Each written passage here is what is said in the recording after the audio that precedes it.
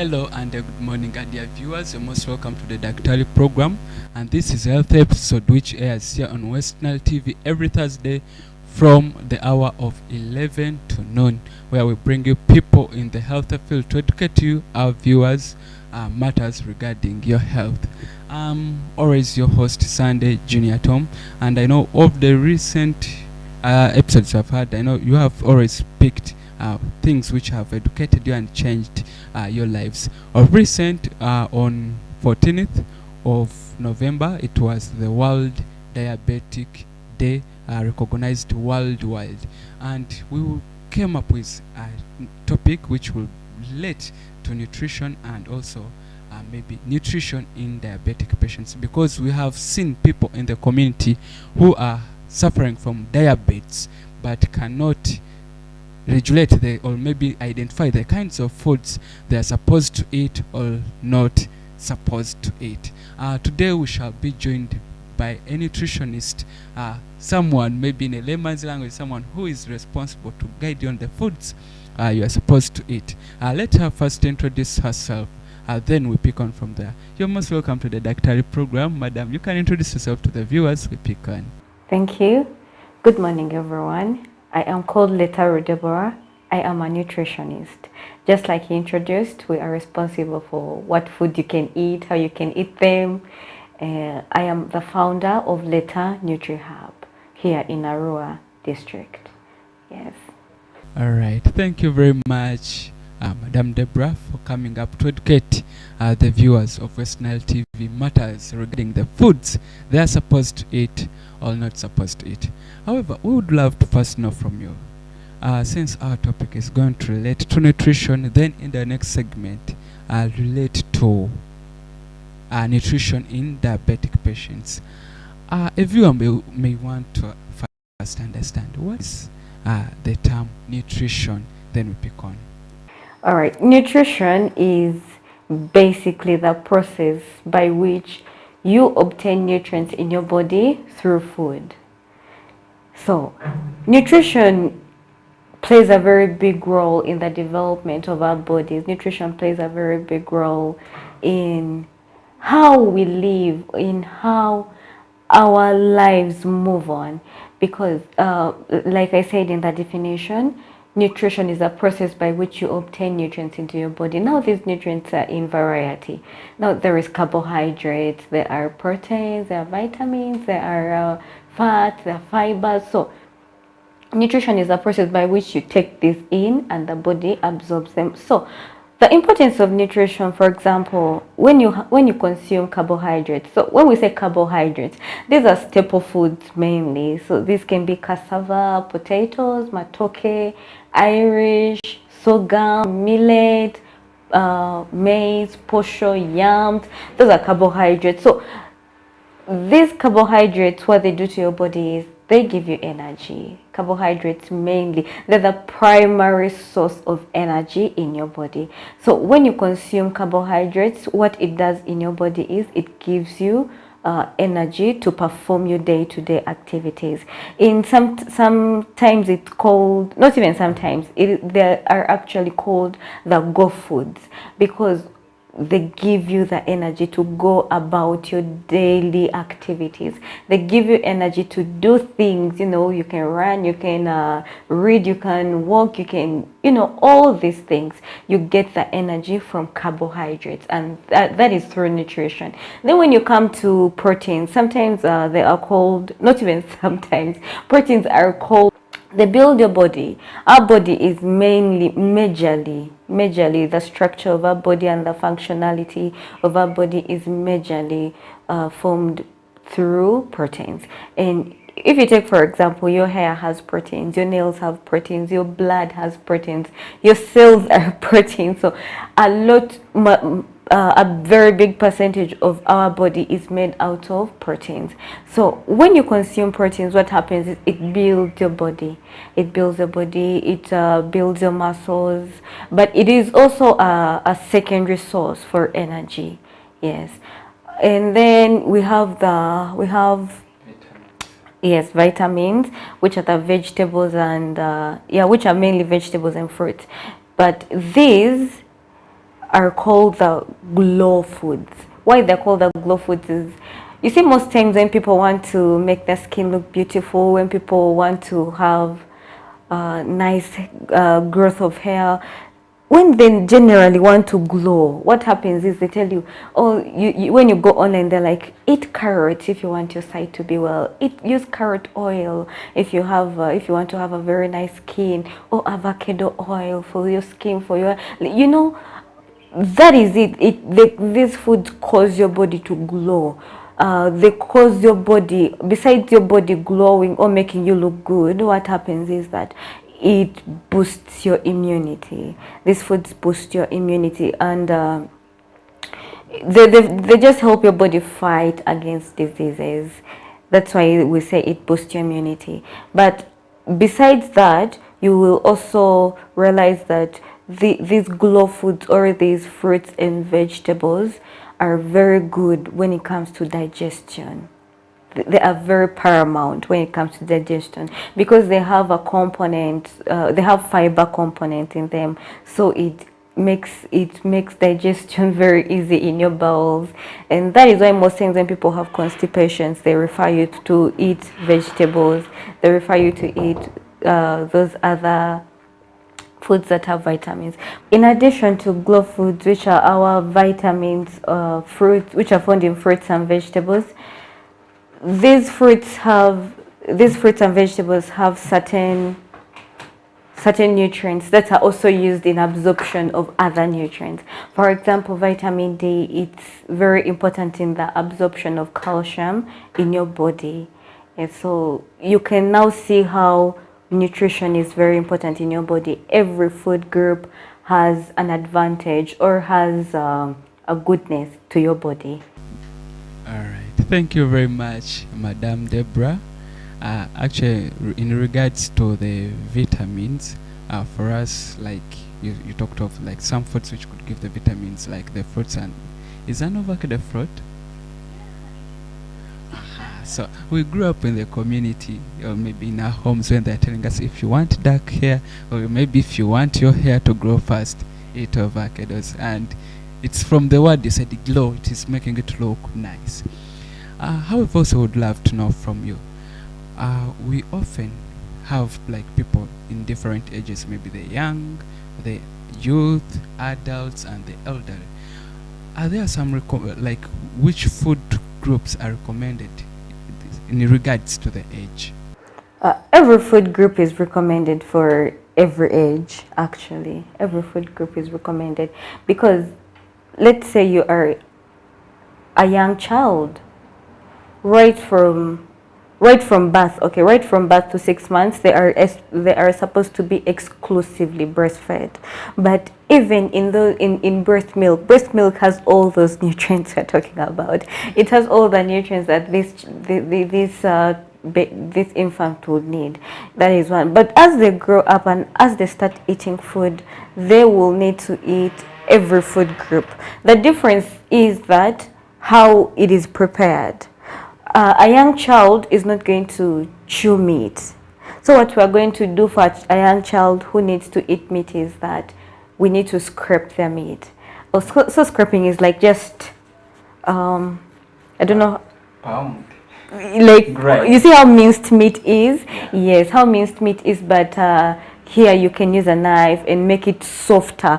That way that this child can eat that and get the nutrients out of food, which is out of the meat, which is proteins.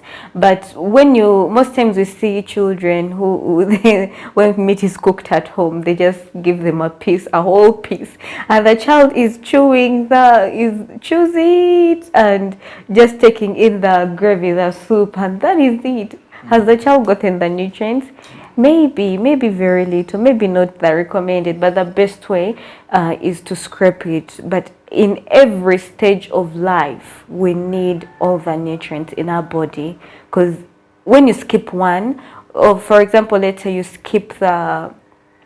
want to skip the the carbohydrates because you think they cause you to become too fat or gain a lot of weight. You are going to cause yourself problems by having a deficiency out of carbohydrates. So when you say you're skipping proteins, you also cause yourself a deficiency from skipping proteins. When you say you're skipping the vegetables and the fruits, you also cause yourself a deficiency from those foods you're not eating. So every food is necessary for the development and growth in all stages of life. Okay. Thank you very much, Madam Deborah. Hope the viewers have gotten to note that all these food nutrients should be portioned on your plate for a balanced nutrition. Then also we would love to know from you, Madam Deborah, in case maybe a viewer outside there maybe doesn't manage their nutrition appropriately, because we have sometimes seen in the community some people are too fat, let me say, maybe too big, let me use it that, maybe some people are malnourished. So we would love to know from you, what can nutrition do to your body in case you don't respect a balanced nutrition? Wow. What nutrition does to our body? Nutrition is good, but everything has its other side of the coin. So nutrition, like I started earlier, is the process of your body taking in nutrients from food, and that is through eating or drinking. You realize when someone overeats, the nutrients just get overly too much in the body, and what does to the body is that it causes of what we call overnutrition. So overnutrition is just from someone, just like the word over is just from someone overusing food. You find people are eating food when they're not very conscious. For example, you're watching a movie or you're on social media the whole time, but you're not minding of how much you've eaten, but you keep eating. You're not really minding. You're enjoying the TV show. You're enjoying what you're watching on your phone. You're just, just picking. You're just snacking the whole day. After snacking, let's say you're eating real food. After like the entire time you are eating, or even when you're eating, your portions are really so much every time you're eating. And also there is what you call binge eating. Just actually it covers the whole point. Binge eating is like you just eat too much and a lot. You're eating frequently, but this frequent eating is also a lot of eating. So most times you find the body absorbs what it can absorb. The body uses what it can use. So what happens to the rest is that the rest is stored. The rest is excreted. After others being excreted, the others are kept in your body, and what it does to your body, it makes your body bulge, it makes your body fat. It actually, why it is so is because every food we eat turns into glucose. So this glucose in your body, when it's excess, it's just put under your skin, and under your skin it just causes a lot of fat. It makes you fat. You have triggered some question in me, Madam Deborah. How can, because we have seen maybe people, some are fat, but you may not realize it that you're fat. How can someone start to identify maybe they're getting fat or they're becoming obese? Okay, how someone can know that their weight is not the right weight for them is there is what we call the BMI, the body mass index.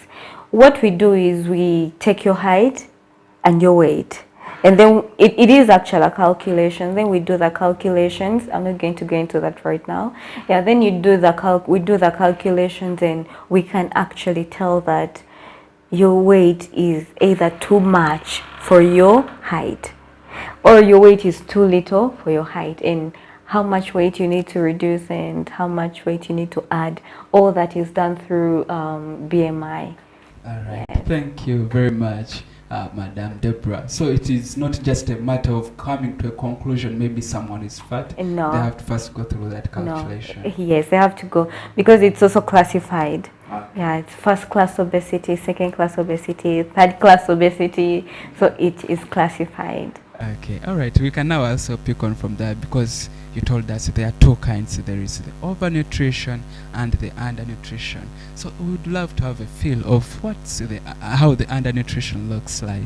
Malnutrition is caused by your body not using food very well, or your body not having enough nutrients from food. This is mainly because of about few reasons, like 2 or 3 reasons. When you may, for example, I want to give an example from the emergency situations, let's say the refugee camps. When these people first came, they came from a situation that was a situation of war.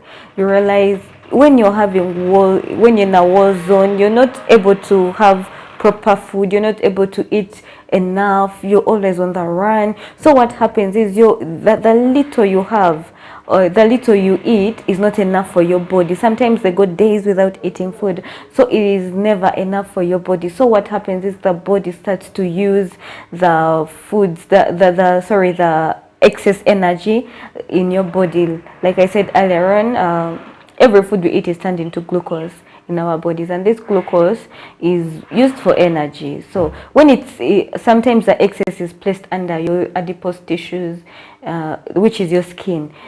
So you find your body uses all of it, and then these people who are malnourished, you find they have saggy skin. Yeah, why is it so? Because the fat, or the fat under it, has already been used up for energy. So it's basically because people are not having enough food in their body, so it causes undernutrition. That is why we see sometimes some of them, not only the refugee camps, even in our communities, we see very many people in the nutrition unit. And why they come to the nutrition unit, someone will tell you, we don't have enough food at home, or probably the husband doesn't leave enough money. You find sometimes they have food, but food is sold for money. So they sell most of the food for money, and what they consume is really very little. So that is the most common reason why people are undernourished. Now another thing is mental illnesses. Yeah, when we say mental illnesses, it's not only about stress or anxiety or what. There is what we call anorexia. So anorexia is where someone doesn't like food. They don't want to eat food. Like they have a very bad relationship with food. The appetite is low. And they just don't like food. They don't like food. So that process, or that thing where they don't like food, and most times it's a mental thing. This others will be like, I am too fat, I don't want to eat food because I want to lose weight. They feel insecure about their body, and others feel like when I eat food, I'm like putting germs in my body. It is a mindset thing. So that's why we call it a mental illness. Yeah, so it causes, when someone does that for a very long period of time, you find they become undernourished because they don't have nutrients that are being taken into their body, and the ones they had in their body are now being used up. They are finished, they're depleted. So it causes undernutrition to them. All right. Thank you very much, Madame Deborah. Hope our viewers have gotten to understand and maybe get the sense of how maybe not eating could lead you to undernourishment. However, also we would love you to explain. We grew up when they're telling us of kwashiorkor and marasmus. Which nutritional values or components could be the leading cause of those two, and also is maybe marasmus and kwashiorkor undernutrition or overnutrition? Thank you. Interesting question. Okay, when we were growing up, we were taught in science that there is kwashiorkor and marasmus, but right now what they did, as the years go on, we keep advancing in knowledge, we keep advancing in education and research and all that. So what they do right now is they call it severe acute malnutrition or mild acute malnutrition. So we say SAM or MAM in our nutritional terms. But kwashiorkor and marasmus, like I said, is now SAM and MAM. They are forms of undernutrition.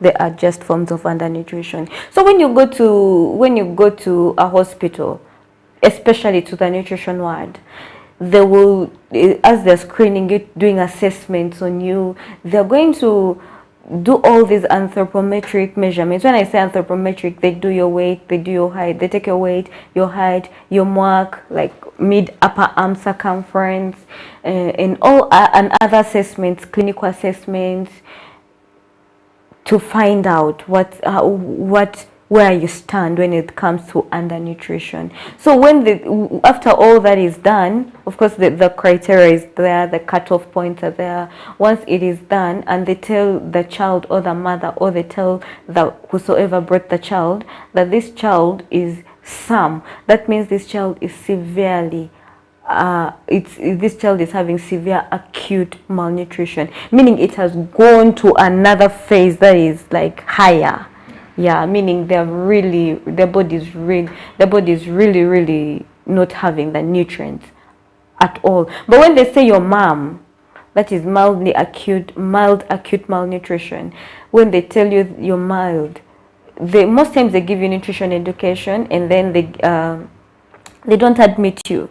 But when you have some severe acute malnutrition, they'll admit you because they need to put you on therapy. They need to put you on therapeutic foods. Yeah, when we put you on therapeutic foods, we don't give you the real food yet until your body recovers, because your body is at that point is very weak to take in food, to absorb these other nutrients. So we give you the therapeutic feeds we give you these nutrients in form of those therapeutic feeds. Yes. So like I said earlier, when someone is yes, mild acute malnutrition, malnourished. So what we do for them, we most times do for them nutrition education. We educate them on how they're supposed to eat. We have visual aids. We show them what they're supposed to eat. We encourage them, and then sometimes we give them RUTF, what we call ready to use therapeutic feeds, what people call plum peanut. And I see them on the market, but it is not a good thing to eat them when not prescribed. Okay, thank you very much, Madam Deborah. Hope the viewers have gotten to understand of how the new classification came up. We no longer have the kwashiorkor and the marasmus. However, it has been advanced to severe acute malnutrition and the moderate acute malnutrition. However, we would love to know from you, Madam Deborah. Let's visualize. We have a plate. Try to portion for us the foods someone is supposed to take, such that we can avoid the risk of being undernourished or overnourished. Okay. You have your plate. It is round. What we ask you to do is you have to eat from all the food groups. When we started, I said we have go foods, we have grow foods, and we have glow foods. You have to make sure you eat from all those three categories of food. So earlier on, we said that go foods are the carbohydrates. Make sure your plate has carbohydrates. Then make sure your plate has vitamins and fruits, which are the vegetables and fruits, which have the vitamins. And then make sure your plate has what? Proteins, which are, we have proteins which are plant-based proteins and animal-based proteins. Animal-based proteins are like meat, chicken, fish. People eat duck, yes, duck. Anything animal, they have the protein. Then eggs, milk. Then we have plant-based proteins. These are like things like the peas, beans, lentils, anything plant. Yeah, anything plant mostly is plant proteins. Okay, let's say things that we eat as sauce. Plant sauces we eat as sauce. This away from the vegetables, but plant sauces we eat as sauce, are plant proteins. Yes, but you on your plate is round. We're assuming half of your plate should be fruits and vegetables. Then the other half, you divide it into two. Let one be proteins, let one be carbohydrates. I believe it's the same for overnutrition as well.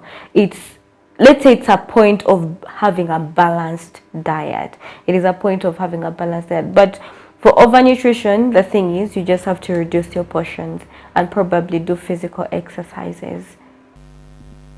All right. Thank you very much, Madame Deborah. I hope the viewers have gotten to note that let your plate have all these food nutrients. She has told us half should be the fruits, the other half should occupy the proteins and the carbohydrates. Then also she gave a healthy tip: in case you're obese, please do the physical exercise in order to help you cut down the weight. Let's first go for a short commercial breather, then we'll be back in the next segment where Madame Deborah will take us through the foods our diabetic patients are supposed to eat and which foods they are supposed to keep away from. Let's get back. Thank you.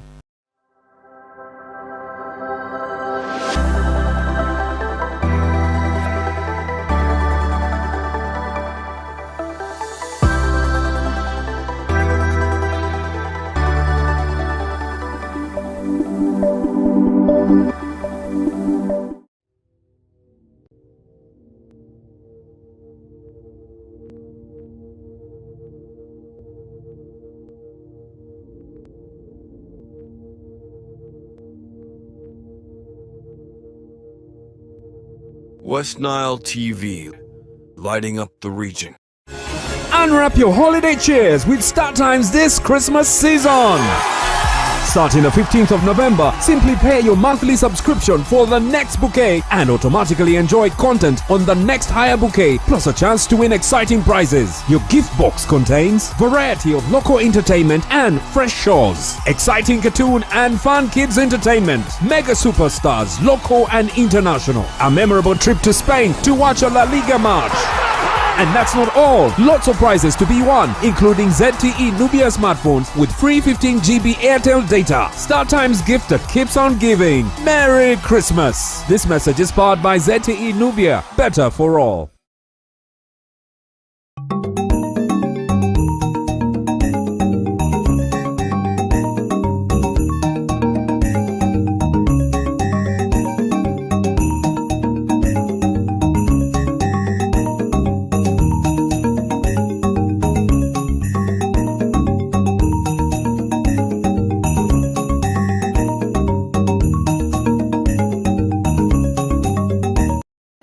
Look out for StarTimes Solar to unwrap your lighting and entertainment experience this Christmas.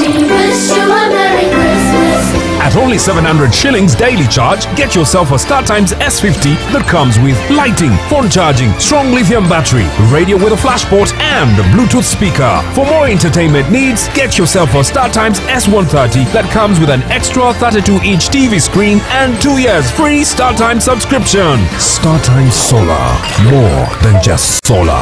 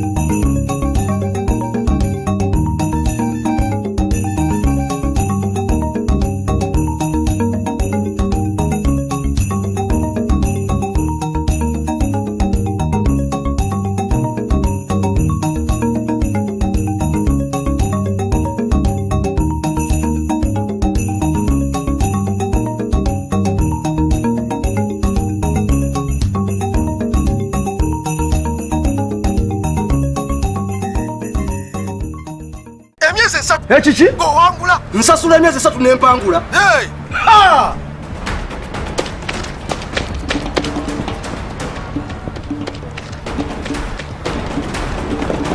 Abaye, kubadde ki?